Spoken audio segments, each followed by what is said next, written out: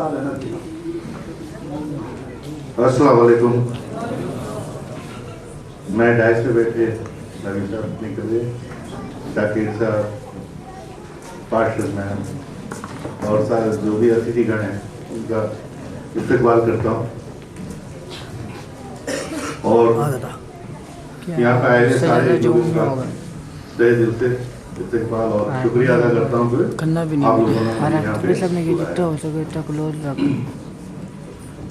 इतना अच्छा मौका है। मतलब ये सुन के बहुत खुशी हुई मुझे कि मैं कई प्रोग्राम में जाता था, वहाँ पे इस तरह के प्रोग्राम होते हैं, बट अपने कौम में नहीं होते, बिल्कुल नहीं होते।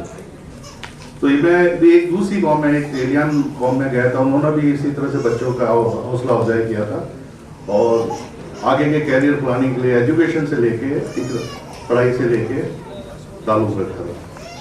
तो ये सेकंड है और ये कौम खैरादियान का बहुत बड़ा मतलब जो है, जो रहनुमा है, जो कर रहे हैं यहाँ पे। तो उसमें सबसे पहले मैं ये मोहम्मद खलील अहमद साहब और अब्दुल मोमिन साहब का तहे दिल से शुक्रिया अदा करूंगा कि उन्होंने मुझे यहाँ बुलाया। अभी एकदम जो हौसला अफजाई हो रही थी और जो अवार्ड्स मिल रहे थे, तो नाम आते जा रहे थे। नाम आने के बाद पीछे उनके डेजिग्नेशन, उनकी डिपार्टमेंट के नाम आते जा रहे थे। तो आपकी इस कौम के अंदर मुझे एयर इंडिया वाले भी मिल गए, बैंक में भी आ गए, इंजीनियर्स भी आ गए, डॉक्टर्स भी आ गए, फैकल्टीज भी आ गए, टीचर्स भी आ गए, मतलब सारे मौजूद हैं। कौन सा डिपार्टमेंट मुझे ऐसा नहीं लगा कि उस डिपार्टमेंट के यहाँ पे जो आपके लोग नहीं हैं। BSNL ऑफिस में हो गए सारे, मतलब हैं। तो रहनुमा इस कौम का आगे, मतलब सारे लोग आप गाइडेंस दोगे, अपनी आने वाली नस्लों को गाइडेंस दोगे तो बहुत अच्छा रहेगा। तो देखो अलग अलग ट्रेड के अलग अलग, एक होता है मास्टर, मैं अपने ट्रेड का मास्टर हूँ, अलग अलग हैं। तो खैरादियान को एक कौम को बहुत आर्टिजन कौम माना जाता है कि आर्ट में, कल्चर में ये कौम सबसे आगे है। और एक वक्त था हैंडीक्राफ्ट में भी मतलब अच्छा था, अभी भी वापस दौर शुरू हो गया है। तो मैं यहाँ पे आए हुए बशीर साहब, उनका भी इस्तकबाल करता हूँ और कपिल साहब को भी कहता हूँ कि हैंडीक्राफ्ट को इन्होंने नाम कर रखा है। एक पुराना दौर वापस आना चाहिए, जो हम देखते थे उबेद रेड पे चिश्ती लिखे हुए होते थे नाम, तो वो एक दौर था जो सारा हैंडीक्राफ्ट का भी नंबर 1 था। तो करियर का भी अब जैसे गए हैं, करियर का गाइडेंस है कि क्या करना चाहिए, क्या नहीं करना चाहिए। तो मैं ये नहीं समझता कि मैं ज्यादा बोल पाऊंगा, आपके इतने लोग इतने यहाँ पे हैं, मगर अपना जोधपुर जो है वो हैंडीक्राफ्ट और एक्सपोर्ट्स में सबसे माना जाता है सारा। तो इसमें करियर की जो है बहुत सारी संभावना है।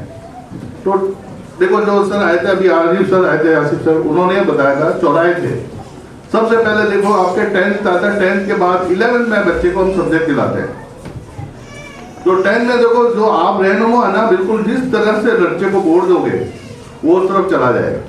और फिर गलत जानने के बाद आप ही को बोलेगा कि आपने सही राय नहीं दी, मुझे कोई राय देने वाला नहीं था, मेरे खानदान में कोई पढ़ा लिखा नहीं था, मुझे समझाया नहीं था। तो जो चीज उसकी मजबूती देखनी है वो आप लोगों को देखनी होगी।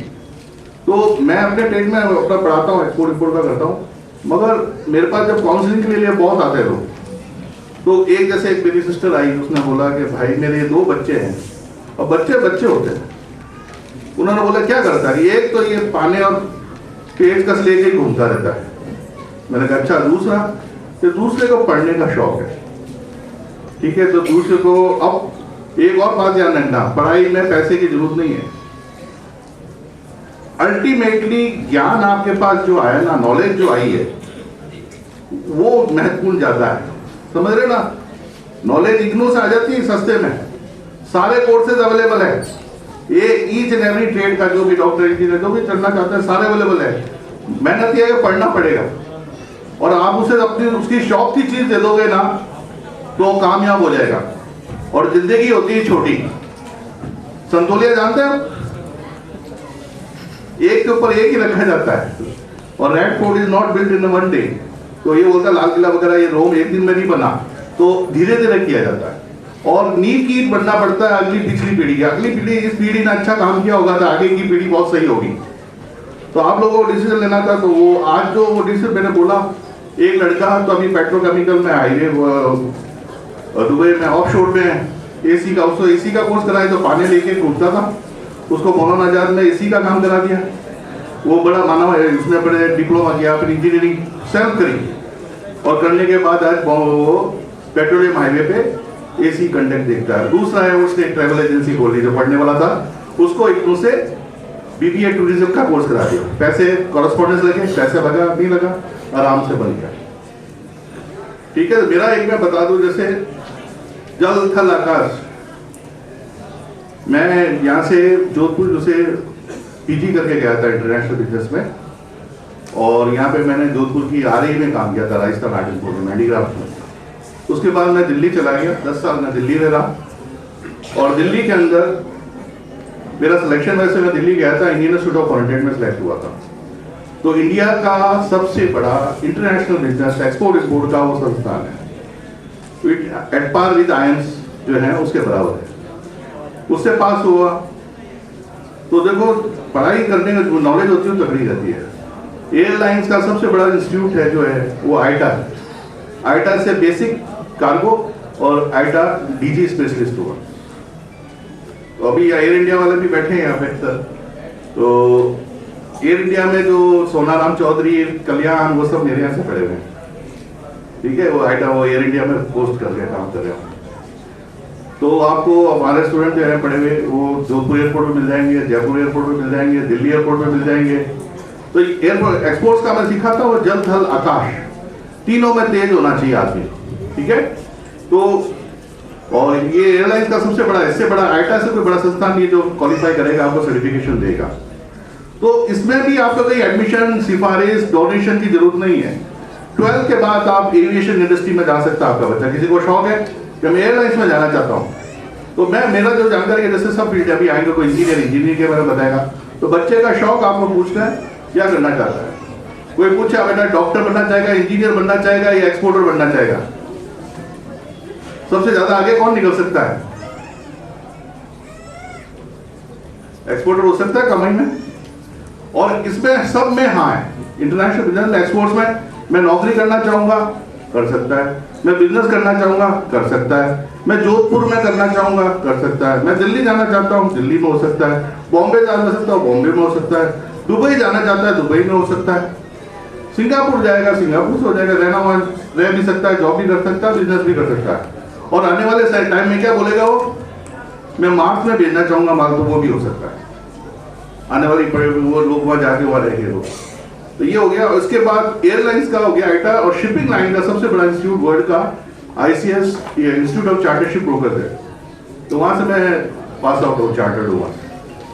तो वर्ल्ड के बेस्ट क्वालिफिकेशन के साथ फिर मैं दिल्ली में ही था, और दिल्ली के अंदर एक ऑल एलसीएल में भी कंपनी थी, ऑल कार्गो मोर, जो अभी नंबर 1 है वर्ल्ड की, उसमें काम किया। और लास्ट मेरा असाइनमेंट था वर्ल्ड की नंबर 1 कंपनी हो गई अभी, shipping company MSc, Mediterranean shipping company, उसमें मैं नदर्न इंडिया मैनेजर था।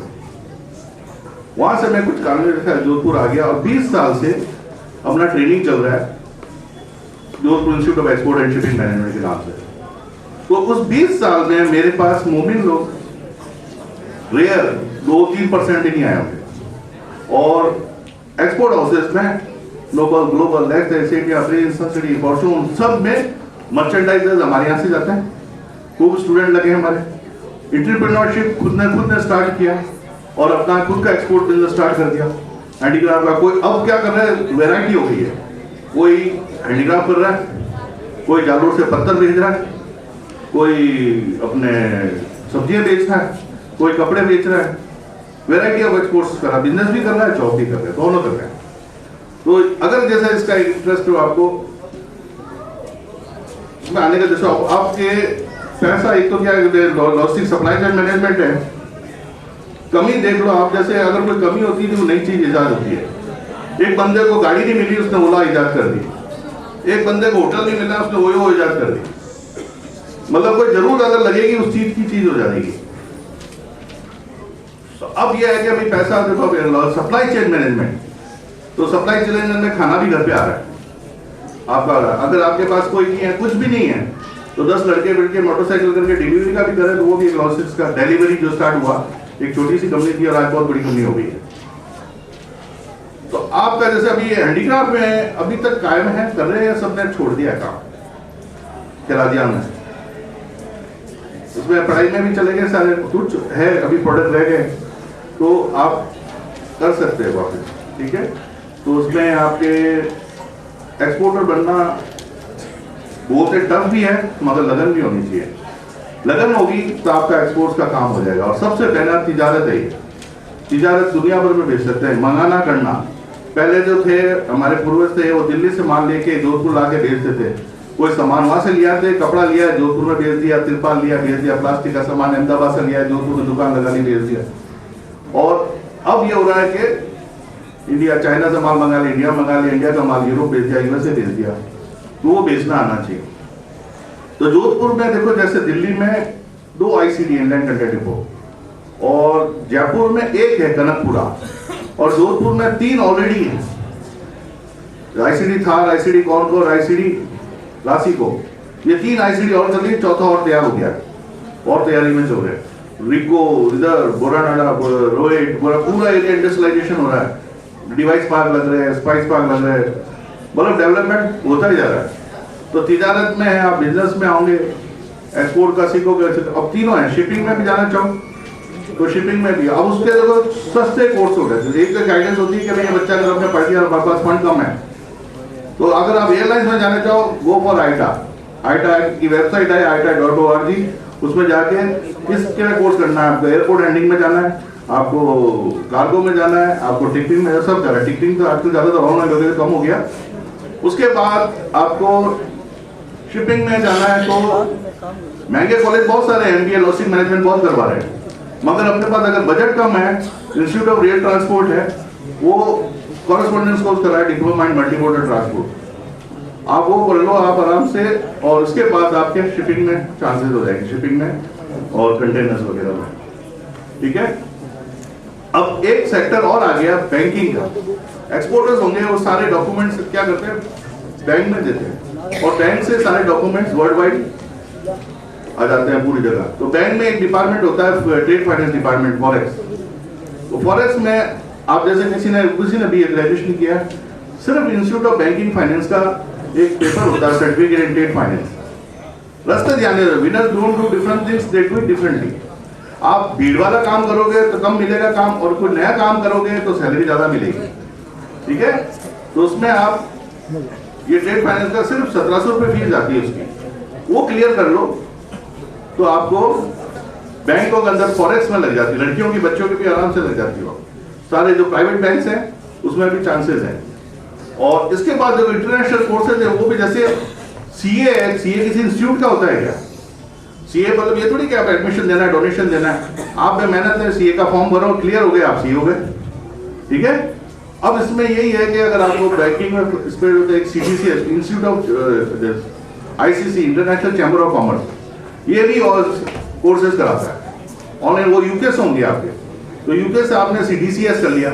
लोगों को जानकारी, जो जानकारी वो करता जा रहा है चुपचाप, सर्टिफाइड डॉक्यूमेंट्री कैंडिडेट्स पे। अब सिंपल ग्रेजुएट थे, एक 1700 रुपए का एग्जाम देके सीडीसी सर्टिफिकेट ट्रेड फाइनेंस किया, और उसके बाद आप सीधा सीडीसीएस में का एग्जाम दे दिया, ठीक है। तो उसमें आप निकल गए, और वो लग गए, तो उसके बाद सैलरीज बहुत ज्यादा, जबरदस्त अच्छी सैलरी। फिर बाद में टाइम फ्रेम आता है, आदमी बिजनेस में आ जाता है, वो बिजनेसमैन वालों से मिलता है, बिजनेस इंटरनेशनल बिजनेस करके भी जाता है। अभी हमने अलवीर मार्केट है दुबई में, गाजरें भेज दी, जोधपुर मिर्ची जा रही है, भिंडी जा रही है, जयपुर एयरपोर्ट से भेज रहे हैं।